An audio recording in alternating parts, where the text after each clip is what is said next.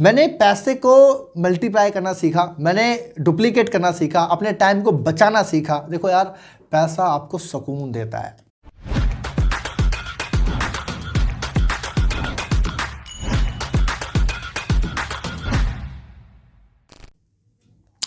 जिंदगी में आपको क्या चाहिए, आप बताइए मुझे।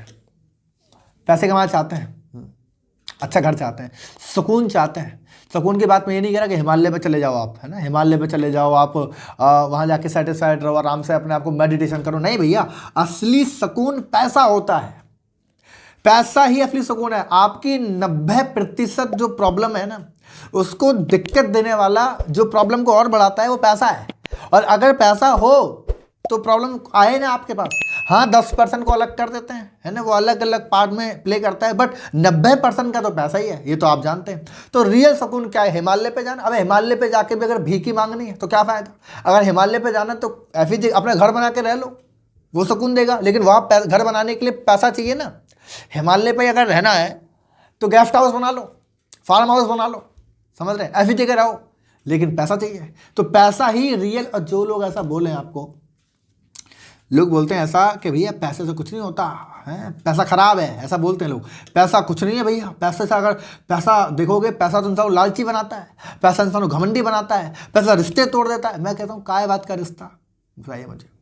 आपके पास पैसा ना हो और आपके पड़ोसियों के पास, आपके दोस्तों के पास पैसा हो जो आपकी रिस्पेक्ट ना करे, जो आपकी वैल्यू ना करें, तो ऐसे लोगों से रिश्ता रख के करोगे भी क्या? मुझे आप बताओ। जहां सामने वाला पर्सन गाड़ी से उतर रहा है और साला आपके पास बाइक में पेट्रोल डलाने के लिए पैसे नहीं है, तो ऐसे लोगों से रिश्ता रख के करना क्या है? अगर रिश्ता तोड़ दे तो तोड़ दे, कोई फर्क थोड़ी पड़ता है, कोई फर्क नहीं पड़ता। फर्क पड़ता है। अब भैया जो लोग ऐसा बोलते हैं ना कि पैसे से दूर रहो, पैसे का कुछ नहीं होने वाला, एक बार इनका बैंक अकाउंट जाके चेक करो आप, आपको साला कहानी समझ में आ जाएगी। आपको समझ में आ जाएगा। ये जो लोग बोलते हैं ना कि पैसे से दूर रहो, इनके पास है ही नहीं पैसा। और इनको ना पैसे की अहमियत मालूम है, ना पैसे की वैल्यू मालूम है। इनको एक्चुअल में नहीं मालूम कि पैसे से क्या हो सकता है। समझ में आ रहा है आपको? मेरा मानना है पैसा सुकून है। आपको पैसा कमाना चाहिए और बेहिसाब कमाना चाहिए। आप ऐसा ग्रुप ज्वाइन करो, ऐसे लोगों के बीच में बैठो जो हमेशा पैसे की बात करें। अगर मैं तो कहता हूँ लालची है तो लालची हो जाओ, समझ रहे ना। लालची मतलब पैसे कमाने के लालची, गलत जगह की बात मत लीजिएगा। लेकिन ऐसे ग्रुप की बात करो, ऐसे लोगों के बीच में उठो बैठो जो हमेशा पैसों की बात करें और ज़्यादा पैसों की बात करें। मैं स्टार्टिंग में अपने ऐसे दोस्तों के साथ रहा, पूरे 3 साल जीवन बर्बाद किया मैंने अपना। जिन लोगों के पास जेब में 20 रुपये नहीं होते थे, मैं आपको ओपनली बता रहा हूँ। हम सब लोग साथ बैठते थे और साथ बैठते थे तो जब मैगी मंगानी होती थी ना, खाते हैं, आपको मालूम है, मैं भी आप ही की तरह निकला हुआ हूँ। तो जब मैगी मंगानी होती थी तो 50 रुपये खर्चा आता था। तो 7 लोग अगर है ना, 7 लोग हैं, तो किसी की इतनी हिम्मत नहीं थी हम में से कि कोई 50 रुपये पे कर दे। हम इस हालत में देखिए, ले भाई 50 रुपये मैं दूंगा। हर वो 50 रुपये का भी डाइवेरिफिकेशन होता था कि भाई 7-7 रुपये 8-8 रुपये बढ़ रहे हैं, सबको देना है। तो ऐसे लोगों के साथ अगर आप बैठोगे तो क्या घंटा पैसा कमाओगे? आप बताओ मुझे। ऐसे लोगों के साथ अगर बैठोगे तो लगता है पैसे की अहमियत कभी आएगी? नहीं भैया। वो लोग सिर्फ बातें करते हैं, वो लोग सिर्फ रील देखते हैं, वो लोग सिर्फ एक दूसरे की बातें करेंगे, उसने ऐसे कमा लिया, उसने ऐसे कमा लिया, खुद कुछ नहीं करेंगे। और करेंगे तो साला 2 घंटे का मोटिवेशन और फिर वहीं पहुंच जाएंगे जहाँ वो थे।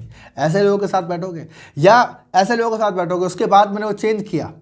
मैं आया, जब मैं उस अपने दूसरे शहर में आगे से छोड़कर यहाँ आने के बाद मेरे दोस्त सारे खत्म हो गए।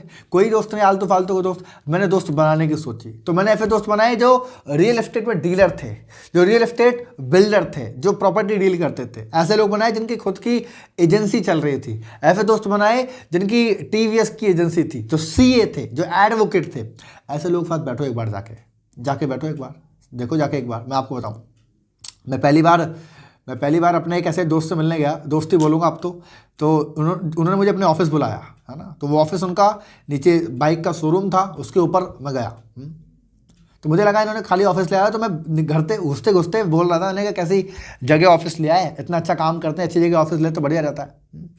ऊपर जाके बातचीतें हुई तो उन्होंने बताया मुझे कि नीचे जो बाइक का शोरूम है ये हमारा ही है।